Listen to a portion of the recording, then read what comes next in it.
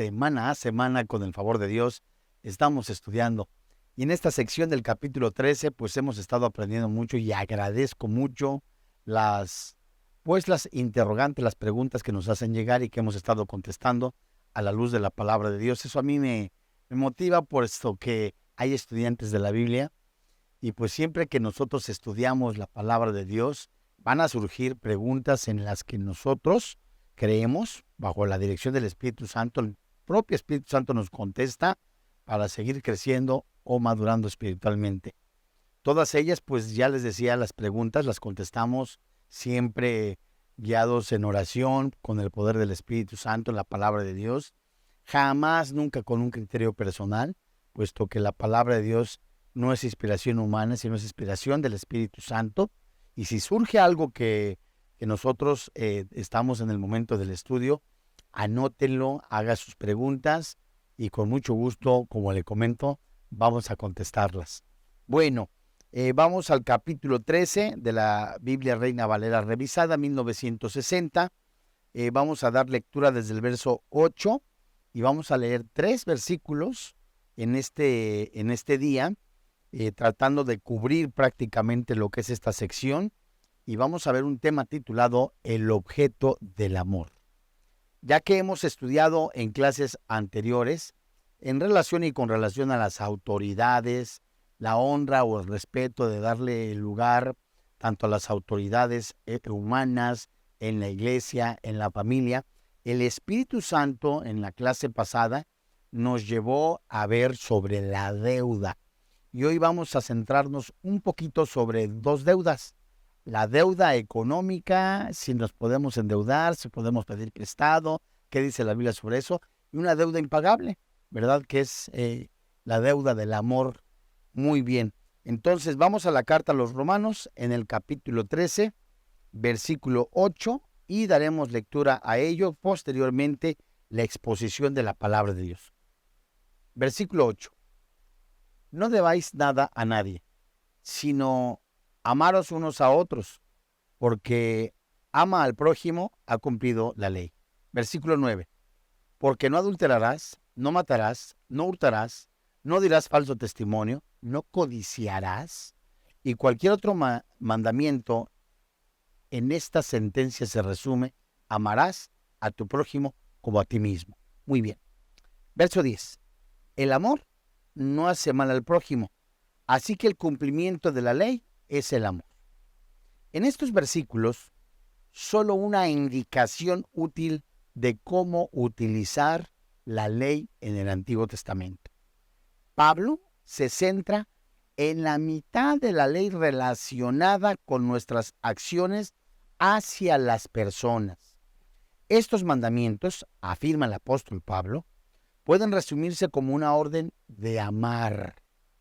El mandamiento de no cometer adulterio puede replantearse de manera positiva como pagar la deuda de amor a otro adúltero, un adúltero potencial, y al cónyuge, por supuesto. Si tenemos en mente estas deudas de amor, no contemplaremos el adulterio. ¿Qué le quiero decir? Que si yo amo a mi prójimo, una manera de aborrecerlo, una manera de odiarlo es no respetar su matrimonio, cometer adulterio, cometer fornicación. Y eso es algo que el cristiano no debe de vivir. Ahora, el mandato de no matar no será necesario si nos vamos a centrar en cómo dar la vida en servicio de la persona que queremos nosotros hacerle un daño, o en última instancia, cuando una persona le desea la muerte, ¿cierto?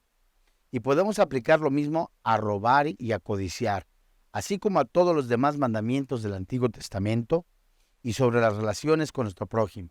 Si yo odio a una persona es un ejemplo, si llegó el odio en mi vida, primero me enojé con la persona, hay una falta de perdón, hay un resentimiento, la persona se empieza a amargar, entonces empiezo a querer maquinar o querer hacerle daño, y lo más grave es quererlo ver muerto. Eso no es un síntoma de una persona cristiana, en donde el Espíritu Santo ha derramado el amor sobre él. Romanos 5:5. Entonces, podemos decir que la medicina para poder eliminar esos deseos de matar, de adulterar, es el amor. El amor cubre multitud de faltas. Y cuando yo empiezo a servir, a amar a la persona que me hizo un daño, sea cristiana o no sea cristiana, estoy mostrando síntomas del poder del Espíritu Santo o síntomas de un genuino cristiano. Y eso nos hace que nosotros debemos de entregar nuestra vida al amor y en una forma radical cumplir con las prohibiciones de los 10 mandamientos. No matarás, no robarás, no adulterarás, no codiciarás, no cometerás adulterio. Entonces es algo que nosotros tenemos que tener en mente, que el amor, así como cubre multitud de faltas, nos debe de llevar a amar inclusive a las personas que nos han hecho un mal, como lo hizo Jesús en la cruz. Muy bien. Dentro de estas obligaciones privadas, santos hermanos en la fe, una obligación doble encontramos en el versículo 8, y es un mandato clarísimo. Vamos a trazar el versículo 8 por lo menos en 4 partes. Voy a dar lectura al versículo 8 de nuevo, para que usted en sus anotaciones lo haga también, y vamos a ir frase por frase para que veamos con claridad lo que el Espíritu Santo nos está dando en esta obligación doble y una obligación privada en cada cristiano. Muy bien, versículo 8 del capítulo 13 de la carta a los Romanos. No debáis nada a nadie, primer parte, sino el amaros unos a otros, segunda parte. Porque el que ama al prójimo, tercera parte, ha cumplido la ley, cuarta parte del versículo 8. Muy bien. Sin llegar a una desvinculización del estudio anterior, que estudiamos la clase pasada, se introduce aquí un aspecto más amplio de pagar lo que se debe, que supera el ámbito impositivo para pasar al interpersonal. La expresión es muy precisa, mis amados hermanos en la fe. No debáis a nadie nada. Esta frase, no debáis a nadie nada, de otro modo, no quedéis debiendo nada a nadie, se puede escribir, que es un giro corriente en el griego clásico. Lo que se está enseñando en este versículo, lo que el Espíritu Santo nos está diciendo a través del apóstol Pablo, es la obligación de pagar las deudas. Es un literalismo extremo y usa la expresión para enseñar que el creyente no debe de contraer deuda alguna en ningún caso. Pero póngale cuidado.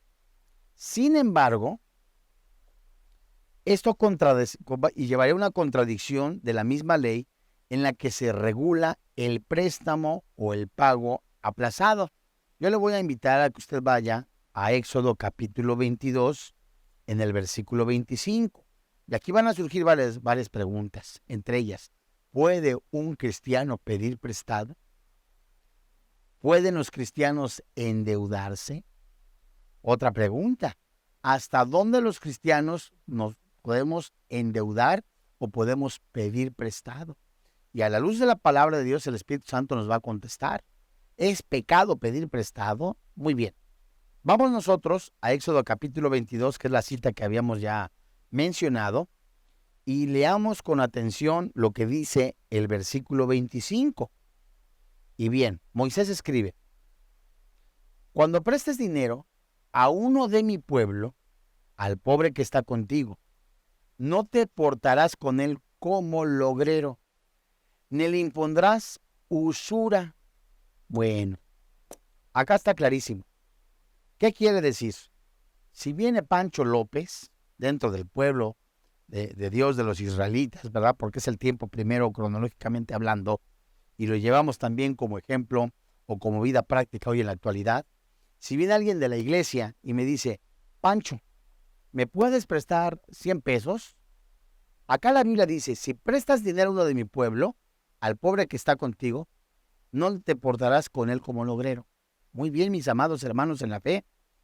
Yo tengo que ser una persona sensible a la voz del Espíritu Santo. en que yo no me aproveche de los necesitados, económicamente hablando. Y yo puedo, si yo tengo la posibilidad, si yo soy una persona holgadamente, como decimos los mexicanos, holgadamente, económicamente holgado, tengo un orden en mis finanzas, pongo en primer lugar a Dios en mis finanzas, lo demás lo tengo en orden, y de repente un hermano que, bueno, cayeron en enfermedad algunas personas de su familia, algo pasó. Yo puedo prestarle dinero. Y entre paréntesis, también en mi corazón, con la mira a después no cobrárselo.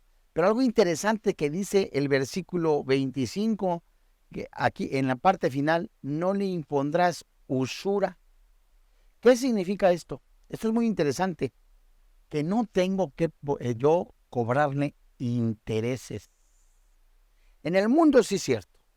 Hay personas que son, les decimos los mexicanos, usureros. Vas con la señora Pancha López, te prestó 5,000 pesos, te prestó 1,000,000 de pesos y cada mes te está cobrando determinado porcentaje que quedaron.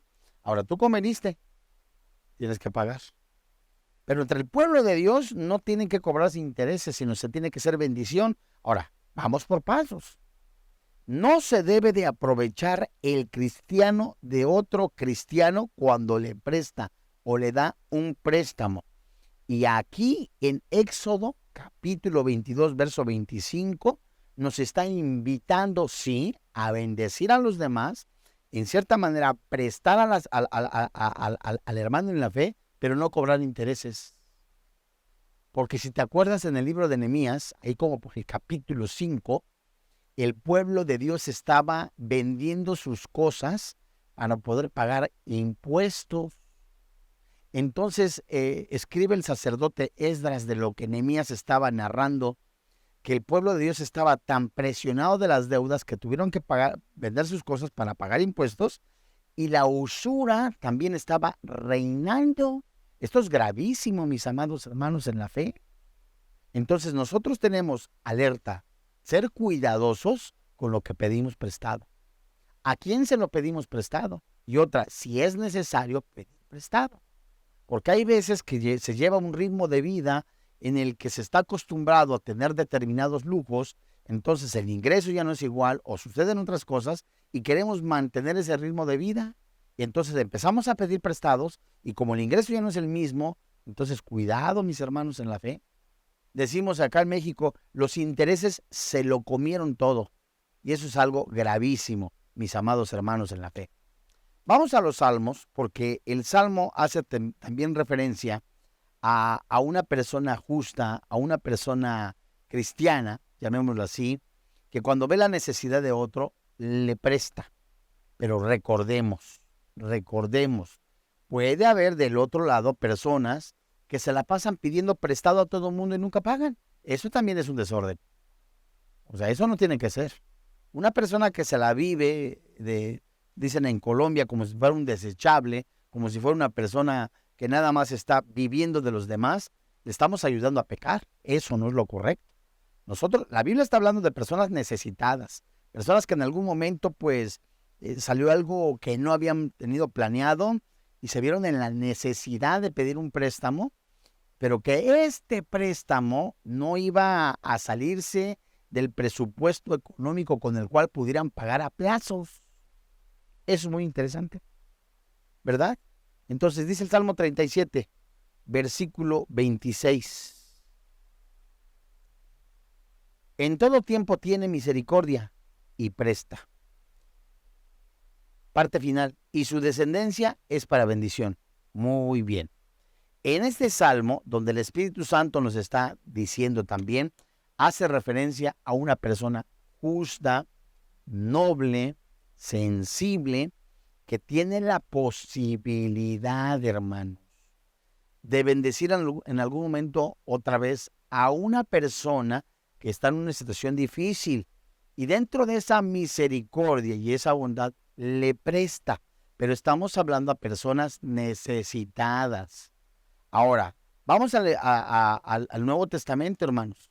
Estamos viendo un panorama del prestar. Y a lo mejor para muchos es muy agradable escuchar de que pueden pedir prestado y no pasa nada. Vamos a ver también en orden qué es lo que nos dice el Espíritu Santo. Porque, ay, Dios mío, con las famosas tarjetas de crédito. Mateo capítulo 5, versículo 42, mis amados hermanos. Aquí hay un principio, un vínculo. Cristo mismo vinculó la acción de prestar con el amor. Muy bien. Oye, se me olvidó la cartera, alguno dice, y vemos que es una cuestión que es real.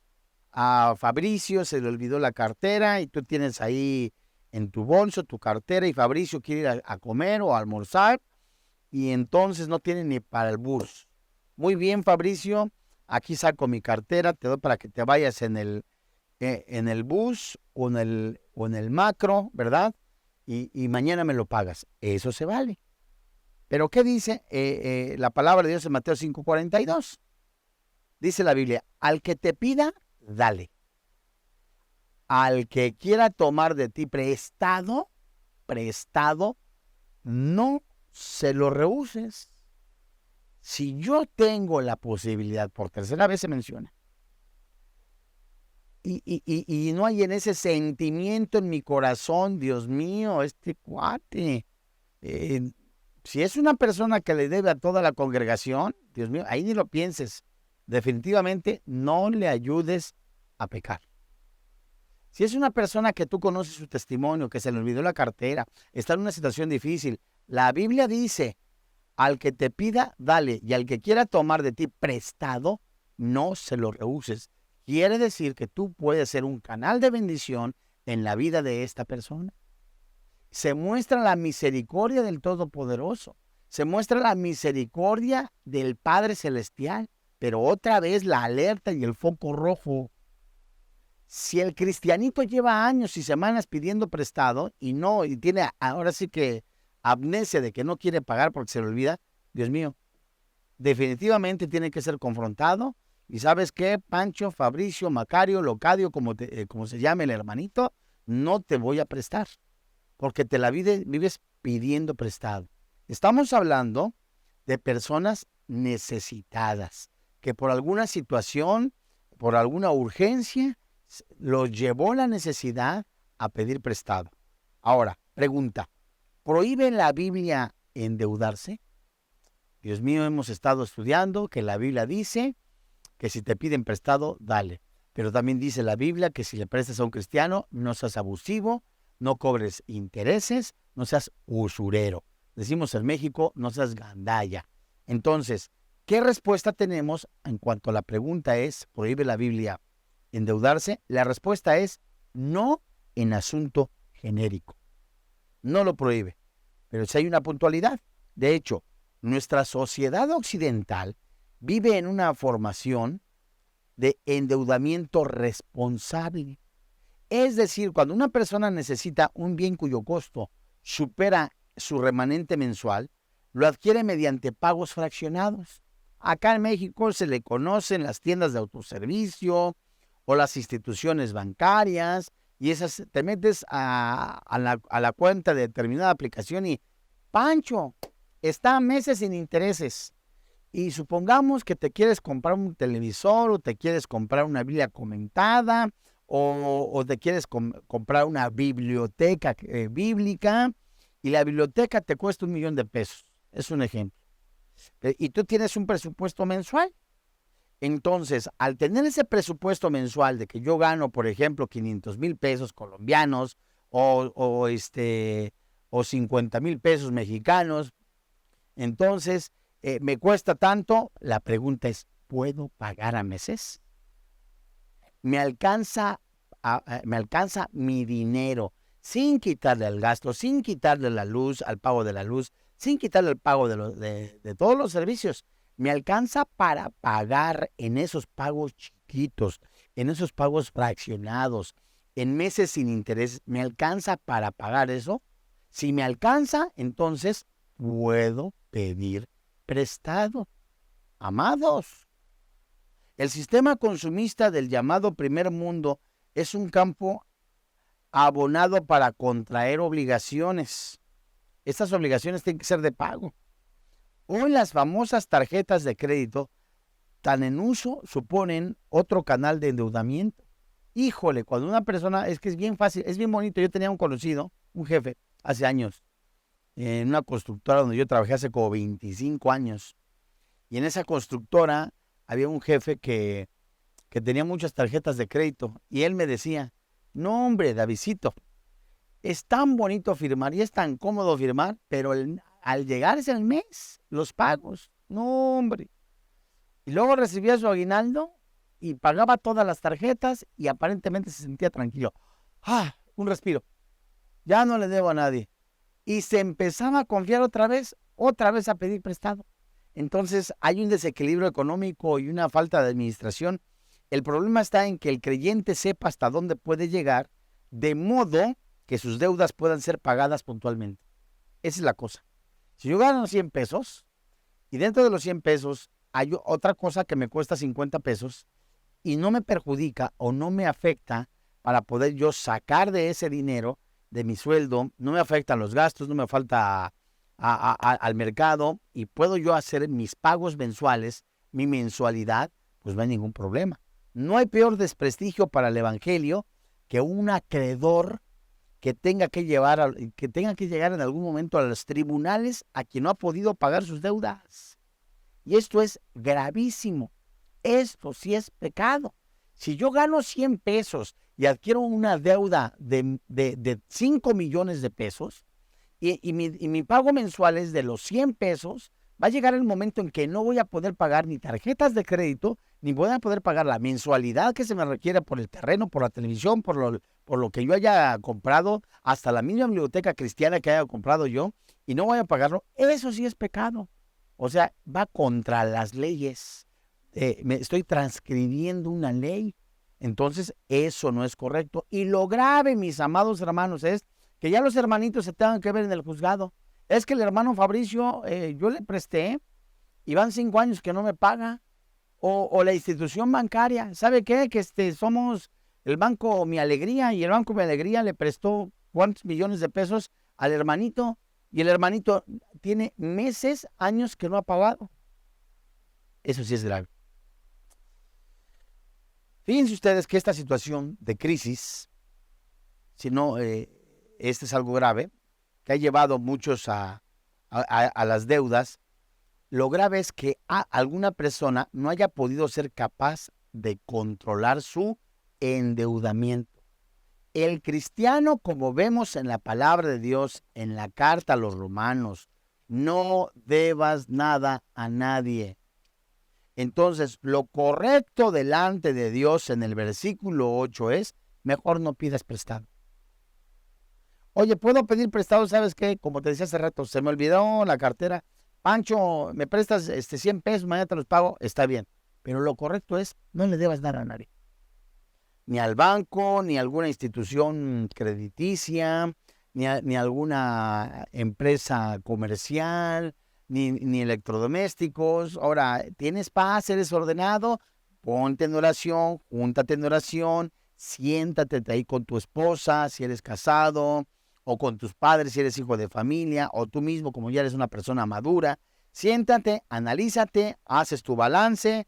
Nunca, nunca, nunca te atrevas a quitarle a Dios por pagar una deuda, ¿verdad? Entonces, siéntate y conforme Dios te va mostrando en la palabra de Dios, tienes que actuar con sabiduría. Muy bien. Ya les digo, mis amados, lo mejor es no deberle nada a nadie. Versículo 8 del capítulo 13, la Biblia dice, no debáis a nadie nada. Aquí quedó clarito.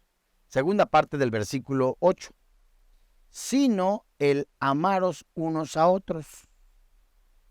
Como contraste en la prohibición de no pagar lo que se debe en alguna medida, es un llamamiento a no endeudarse más allá de las posibilidades y se establece en una deuda impagable.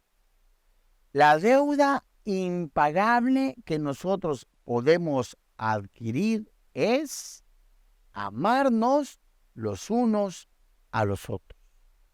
Bien lo dijera el apóstol Pablo, deudores somos, pero en amor.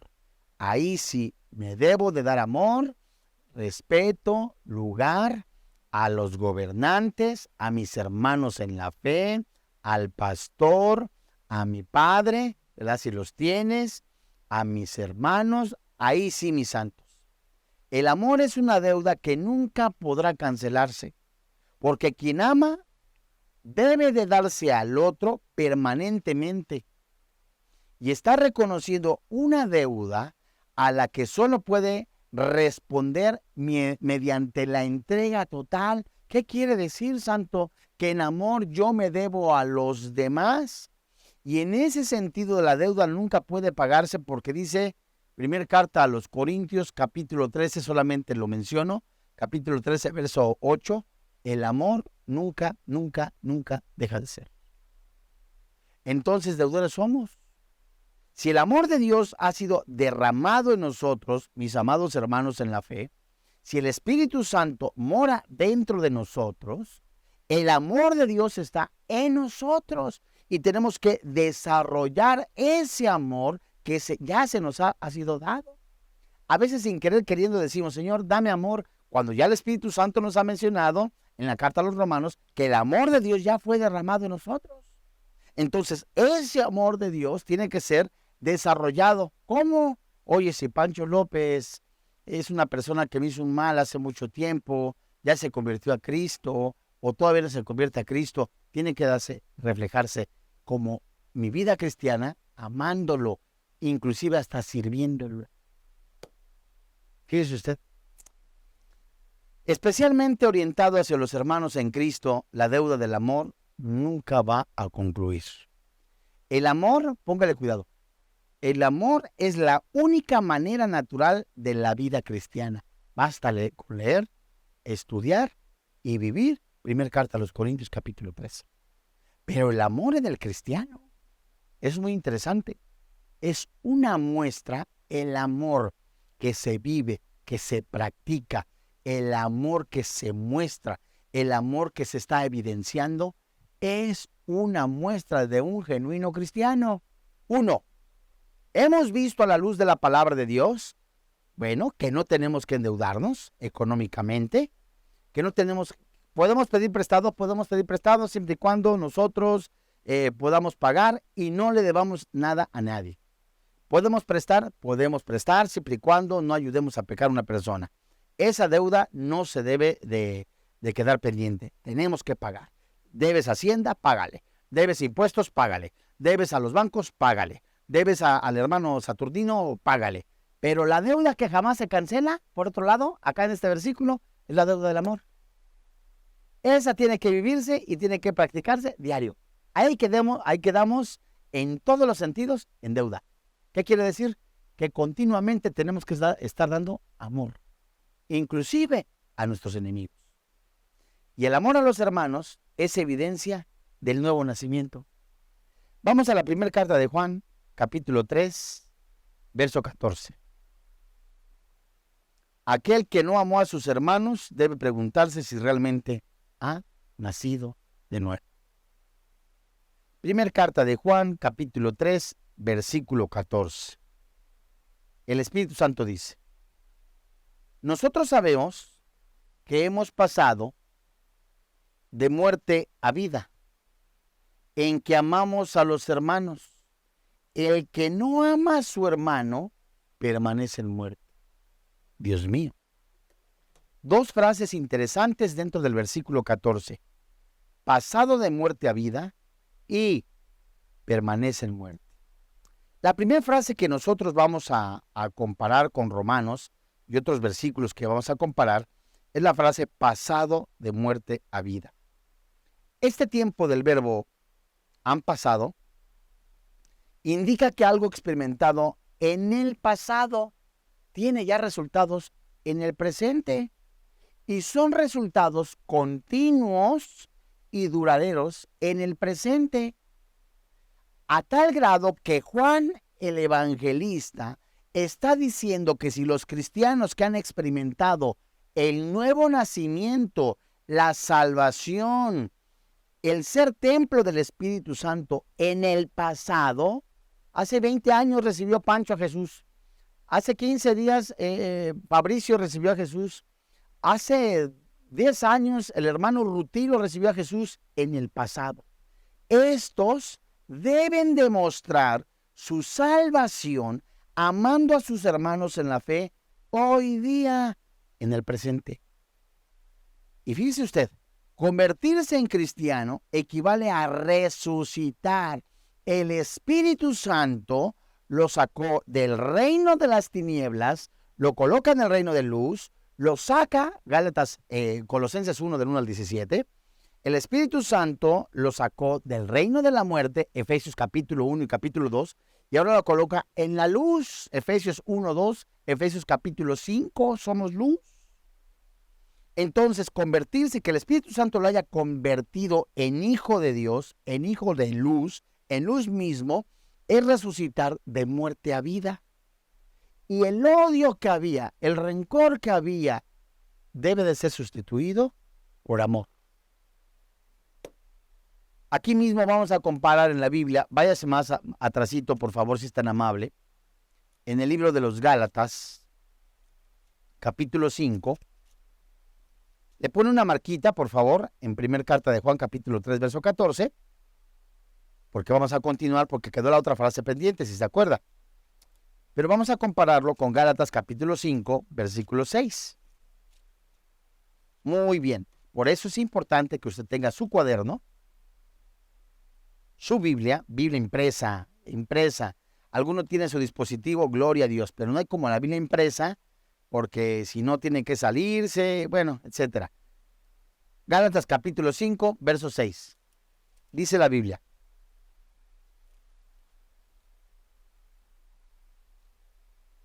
porque en Cristo Jesús, ni la circuncisión vale algo, ni la incircuncisión, sino la fe que obra por el amor.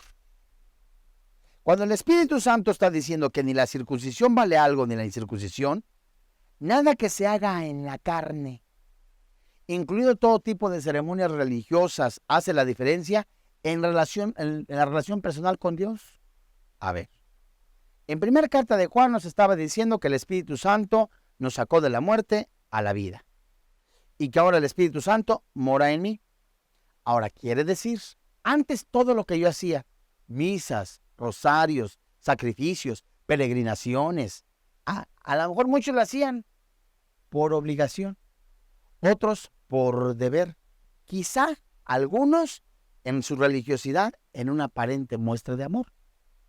Pero nada de eso que se hace en la carne hace la diferencia con una vida personal con Dios. Todo lo externo carece de relevancia eterna y es inválido mientras no sea el reflejo de una verdadera justicia interna. Ahora, cuando el Espíritu Santo me está diciendo a mí, en Gálatas capítulo 5, versículo 6, ¿sabes qué? Todo lo que hacías para obras, todo aquello que hacías, es más, hasta le regalabas chocolates a los niños, aún teniendo odio sobre las personas. Nada de eso vale. Oye, pero yo cada año, cada vez que pasaba las peregrinaciones, yo me salía con una mesa y ponía, pero 50 cajas de botellas de agua para regalarles a todos los que pasaban, tortas, sándwiches, pero yo lo hacía nada más para que les fuera bien, que lleguen a su camino. Esos son ritos ceremoniales. Buena tu onda, ¿verdad? Tu intención es buena, pero no te salva. Y no es una muestra de amor genuino en el amor de Dios. Pero ¿cómo se atreve a decir eso cuando yo lo estoy haciendo con todo mi corazón? ¿Cuál es la intención? Cosas externas. Y cuando el Espíritu Santo me está diciendo en Gálatas capítulo 5, verso 6, la fe que obra por el amor, me enseña que la fe que salva muestra su carácter auténtico mediante obras de amor. Que ahora lo que yo hago en Cristo Jesús no lo hago para cumplir los mandamientos externos, no lo hago por cumplir los mandamientos de la Santa Madre Iglesia, no lo hago por cumplir por lo que dijo el Papa Juan 23 u otro Papa, sino lo hago porque Jesús, que ha derramado el amor en mi vida, Dios ha derramado el amor en mi vida. Ahora, yo amo de manera genuina, inclusive a mis enemigos. ¿Quiere decir que voy a estar abrazado con ellos todos los días? No, quiere decir que ahora yo no los veo como antes los veía, con odio, con rencor y resentimiento. Ahora los veo como Cristo ve a los seres humanos. El amor. Rápido, vámonos a Gálatas capítulo 5, versículo 22. Porque aquel que vive por fe está motivado en su interior por el amor de Dios a Cristo, que fluye de forma sobrenatural en adoración reverente, obediencia genuina y sacrificio amoroso por los demás. Sacrificio amoroso por los demás. Gálatas 5:22. Y lo primero que dice el Espíritu Santo, más el fruto del Espíritu es amor, gozo, paz, paciencia, benignidad, bondad, fe. Bueno, la primera palabra que nosotros encontramos es el fruto del Espíritu. Quiere decir que las actitudes piadosas que caracterizan la vida de los que pertenecen a Dios por fe en Cristo Jesús y que poseemos el Espíritu Santo de Dios, el Espíritu Santo produce fruto que consiste en 9 características o actitudes que se conectan de forma inextricable entre sí y que se mandan a los creyentes en todo el Nuevo Testamento. Ya las dije: amor, gozo, paz, paciencia, benignidad, bondad, fe, mansedumbre, templanza. 9 cosas. La semilla de la palabra de Dios ha quedado en el corazón. Es regada por la fuente del agua viva, que es el Espíritu Santo, en oración y comunión. Y como dice el Salmo, crecerá como un árbol, Gálatas 5, y dará fruto.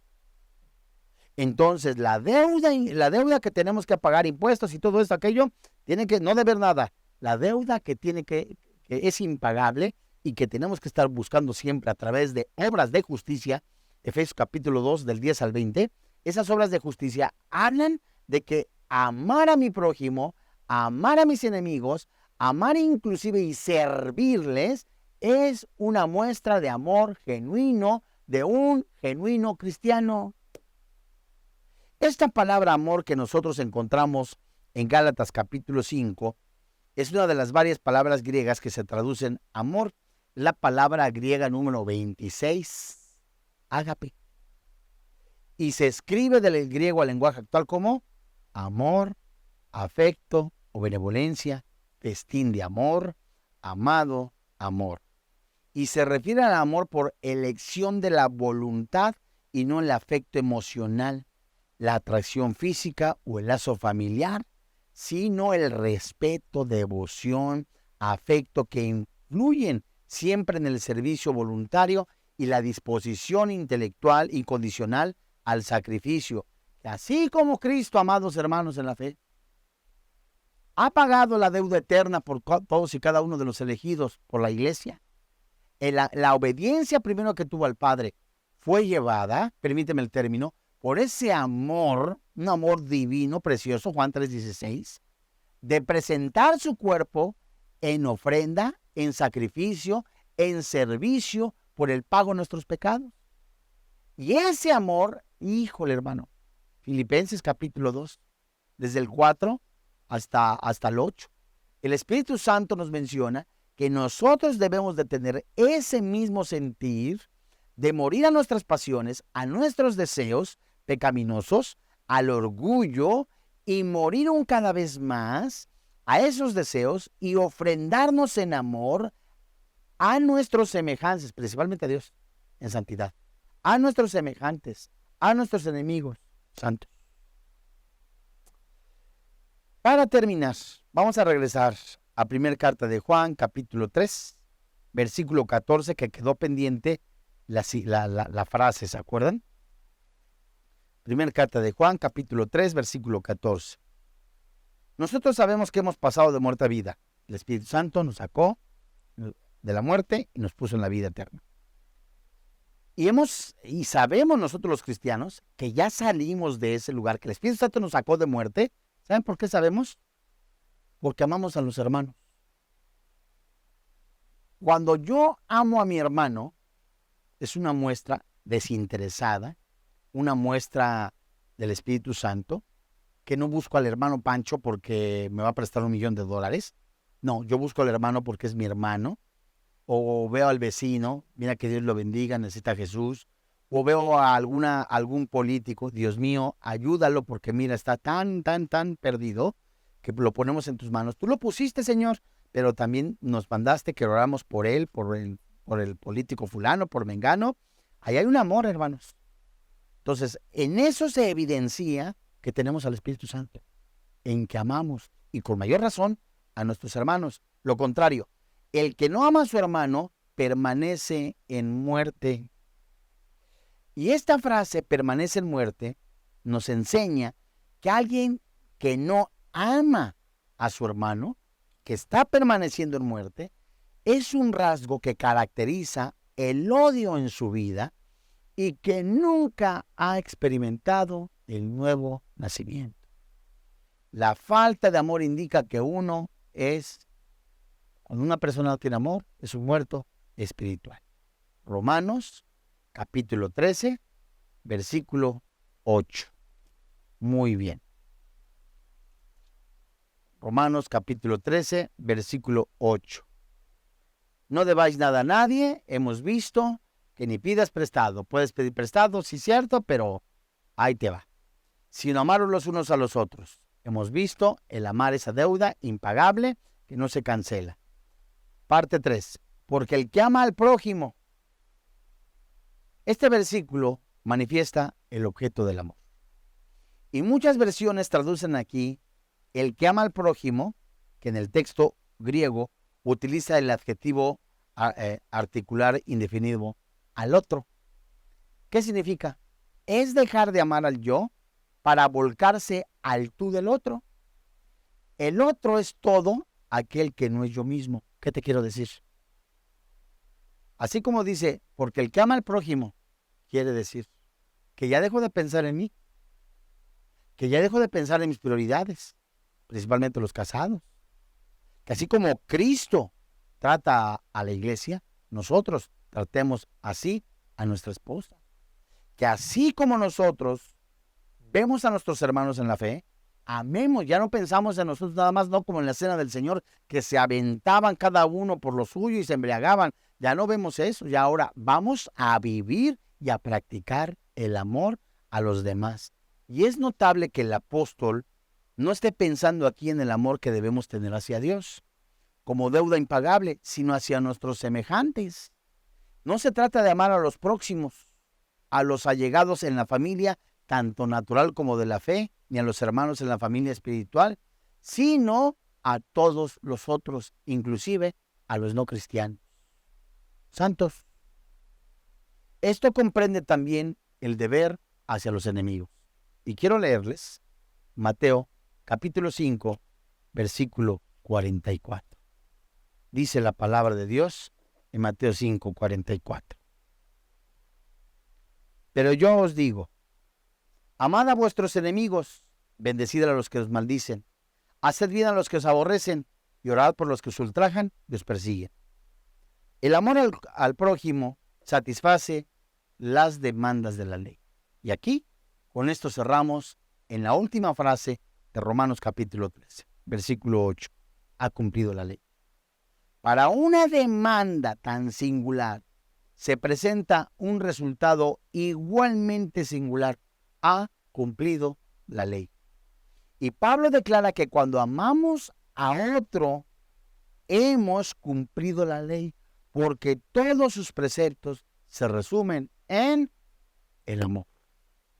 Amados, la deuda impagable, amar los unos a los otros. Santos hermanos en la fe, meditemos en todo lo que el Espíritu Santo nos está diciendo a la luz de la palabra de Dios, cómo estamos viviendo nuestro cristianismo. ¿Seguimos nosotros pensando únicamente en sacar provecho de otras personas, pidiendo prestado y nunca pagar?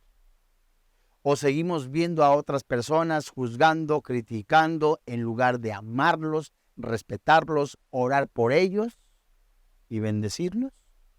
¿O vemos a cada uno de las criaturas de Dios, hijos de Dios o no hijos de Dios, los vemos como Dios los ve? Amémonos los unos a los otros.